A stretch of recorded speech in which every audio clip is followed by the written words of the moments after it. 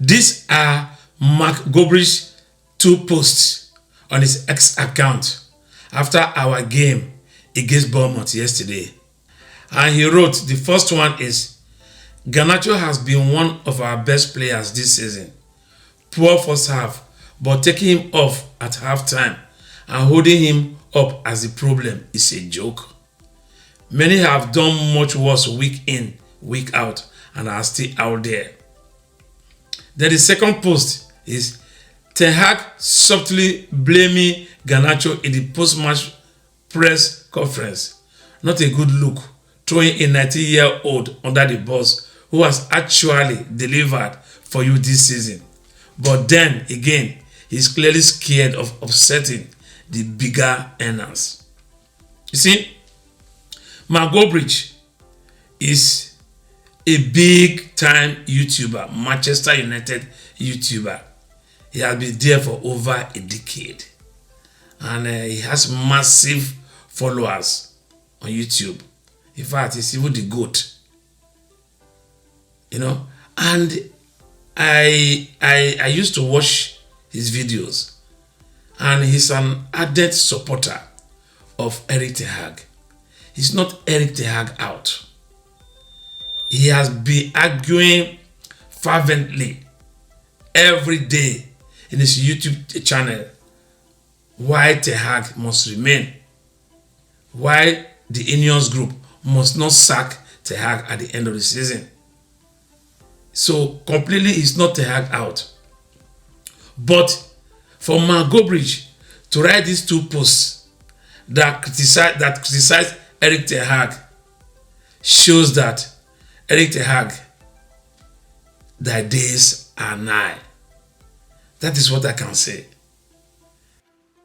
Anyway, the thing is, Garnacho, Alejandro Garnancho, saw the 2 posts and he liked the 2 posts. His brother, I think his younger brother as well, liked the 2 posts. But then I think good sense prevailed. So I can understand where Mark Goldbridge is coming from. I didn't like when he was substituted yesterday. I didn't think he should have been the first person to have been taken off. Because actually, there were other people who were playing who were not as good as Garnacho that should have been taken off first. Anyway, the thing is, Garnacho made a U-turn and now unliked the 2 posts. You know, like then unlike the 2 posts, which actually made sense. You know, that is completely preventing any friction that would have come out of it between him and Erik Ten Hag. This is exactly what Jadon Sancho should have done. Jadon Sancho refused to apologize. And his post was there for how many weeks? You see? And that's now made it difficult for Jadon Sancho to come back to Old Trafford and play for Manchester United. He may be sold. Even if Ten Hag is sacked, he might go. So, the thing is, I wonder why Ten Hag decided to take off Garnacho. Because the first person Ten Hag should have taken off yesterday should have been Marcus Rashford. I don't even understand in the first case why Marcus Rashford started that game. He shouldn't have started the game because he's not been playing good. He's not been playing good.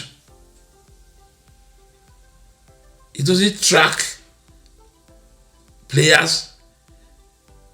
He doesn't track back. He doesn't defend. You know, it's not really doing anything right now for that team. It's kind of a liability, Marcus Rashford.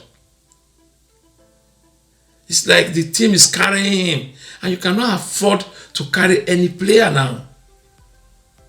He's a senior player. He's a big player. He's earning a lot of money. But on the pitch, he's not showing it. Honestly, it's like he doesn't want to be there. He doesn't want to play. That is how his actions, his demeanor on the field. He will take the ball. You see him is running. His head is down. He will run with the ball, and he will run into traffic. He will be dispossessed. And after that, he wouldn't run after the other players to try and retrieve the ball. He will throw his arms. That's it. So in the first case, he shouldn't have started that game. But he played that game from minute 1 to minute 90. So you wonder, why is Erik Ten Hag continually playing Marcus Rashford, even when we are all saying that Marcus Rashford is not playing good? He was good last season. He scored 30 goals in all competitions last season. That was good. But this season, he has been completely off the pace. He's not been playing good. And yet, he keeps playing. So you wonder why we are losing matches. I'm not saying we lose matches simply because of Marcus Rashford. No, what I'm saying is when a club, when a team is carrying players, that team will lose matches. Last summer, Ten Hag pursued Mason Mount and bought Mason Mount. I think, how much is it now? 60 million pounds. You see, I read it in some news media that he was obsessed with Mason Mount. He wanted Mason Mount. Mason Mount had one year contract left at Chelsea. United pursued him. I paid exorbitantly for him. But now you wonder, why did Ten Hag buy Mason Mount? Because last season, when he wanted to buy Mason Mount, people were saying, where is he going to play? What position was he bought for? Mason Mount is a good player. He was good at Chelsea. He was good when he was an England international. He's still a good player. Unfortunately, he had his injuries that lasted for about 4 months, I think. 4 months, I think, yeah. That lasted for about 4 months. But now, Mr. Mount has come back. He has gone over his injuries, whatever the injuries may be. He's ready to go. Yet, Ten Hag leaves him on the bench. Mason Mount can play that left wing that Rashford played in yesterday. So why didn't Ten Hag play Mason Mount at that left wing instead of playing Rashford there? Because Rashford was ineffective in that game yesterday. He did not influence that game. He contributed nothing to that game yesterday for 90 minutes. You see, when Mason Mount was coming on, when number 7 was raised, I was thinking they were going to now raise number 10. That is for Rashford. But no, it was number 17. Alejandro Garnancho had to go. Agreed, his game wasn't too good yesterday. But it's not his fault. This guy has been playing. He's just a lad of 90 years old. He's just 90 years old. He has played consecutively, that is starting games for Manchester United in 30 times. He's young. He will be tired. That does not mean Ten Hag should, at the end of the game, not try to throw him under the bus. That is why I agree completely with the post of Mark Goldbridge. Ten Hag should have done that. He didn't criticize Rashford. Why did he criticize Alejandro Garnancho? But thank God, Alejandro Garnancho quickly made a U-turn. His handlers did a very good job. They must have convinced him to quickly go back and unlike the post. So bravo to his handlers. It has averted a big friction between one of our future stars who is playing very well now and our current manager.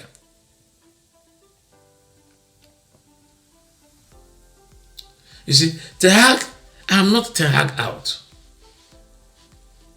However, I don't believe that Ten Hag has a clue on what he's doing. But the thing is, I don't want Gareth Southgate, to be the manager of Manchester United. Nor do I want Graham Potter to be the manager of Manchester United. Because these are the names they are throwing out there that Ineos like. Gareth Southgate is not a good match for Manchester United. Though I do not like the way the team is playing, and I believe some of the players are not good enough, but the coaching is still not good enough. It's not. The way we play, the way we make ourselves open in the midfield, it's not good enough. The way we don't pass balls to our main striker, Rasmus Højlund, is not good enough.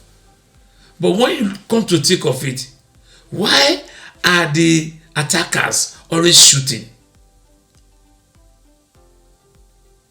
Bruno Fernandes is shooting.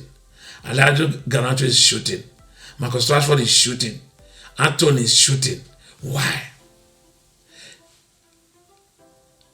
They keep shooting every match and they keep playing every match. That is game in, game out. Ten Hag is seeing them doing that. Ten Hag is standing. He's standing right there on the touchline. He's watching them do it. Why has he not put a stop to that? Why has he not told them, don't shoot, pass the ball to Rasmus Højlund? Rasmus Højlund will play in a game of 90 minutes, maybe one shot at goal. That is our striker that is supposed to score goals for us. So why is Ten Hag not telling them to stop shooting? Coach them on how to pass to each other in the final third. Coach them on how to pass the balls to our main striker. Why is he not doing that? So I believe Ten Hag doesn't care when they shoot. Maybe it's even instructions that they should shoot. Because you cannot be there, see them shooting from any range without telling them don't do it. So if he hasn't told them to stop doing it, it means he, in fact, is encouraging it. Either in words or by his actions. You see, if you read the interview Weghorst gave in Germany, he said that Ten Hag, that he said, how did he say it? He said in Turkey and in Germany, the players play for him. They pass the balls to him for him to score goals. See, but at Manchester United, the players, they were not playing for him. It's like they were allowed, each of them, to express themselves. Something like that, I always said. If it is so, it therefore means that Erik Ten Hag is in tacit support of these attackers that we have shooting. Otherwise, he will drop them. Why does he keep picking them if they are not listening to him? It's possible that is his style of play. I don't know. No one knows. See, so coming back to Garnacho, he did a very good thing by going back, making a U-turn to unlike the two posts. But however, it does not subtract from the substance of those two posts.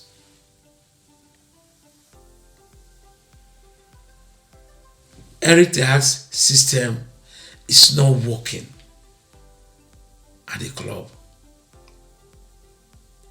That does not, however, mean he should be sacked.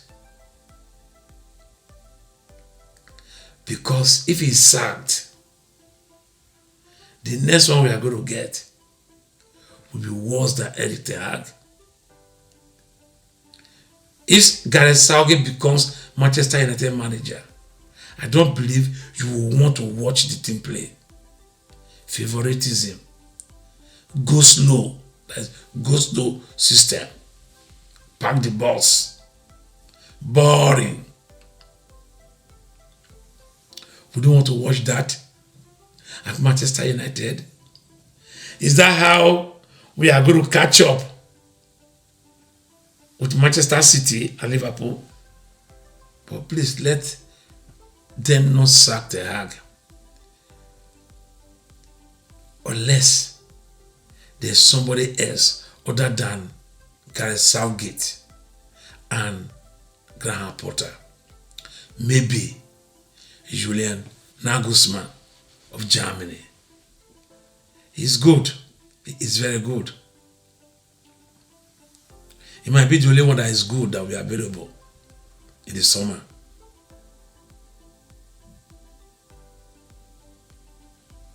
Please do not tell me anything about Thomas Tuchel.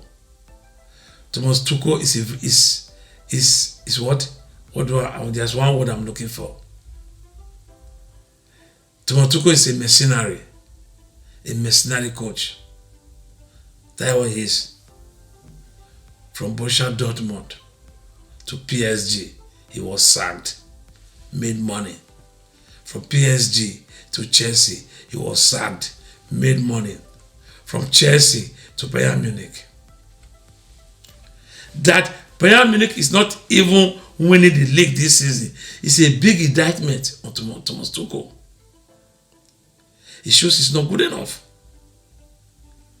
Bayern Munich are perennial winners of the Bundesliga. But Bayern Leverkusen is going to win it today. That is a big indictment on Thomas Tuchel. He was lucky to have won it last season. It was even the work of Julian Nagelsmann. If not that, Borussia Dortmund imploded in their last match of the season. Bayern Munich would have won it under his watch last season. So do not tell me about Thomas Tuchel. Anyway, danger averted. And one more thing, I understand that Ten Hag did not storm out of the post-match press conference yesterday, as was reported. I understand that he had already fielded the officially allowed questions. So he did not in effect walk out of the press conference. It has already ended.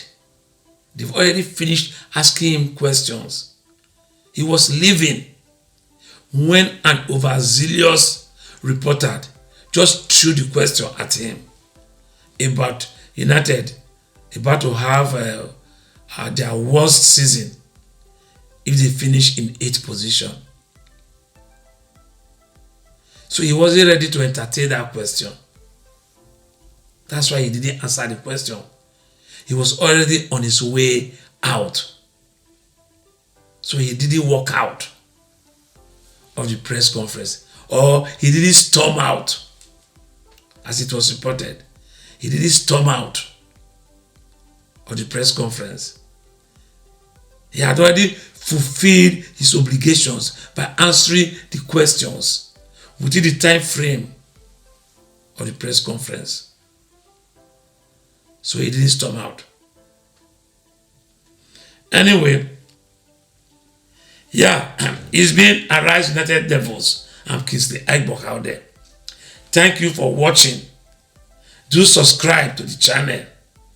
Give it a thumbs up and share the video. I'll talk to you in a bit.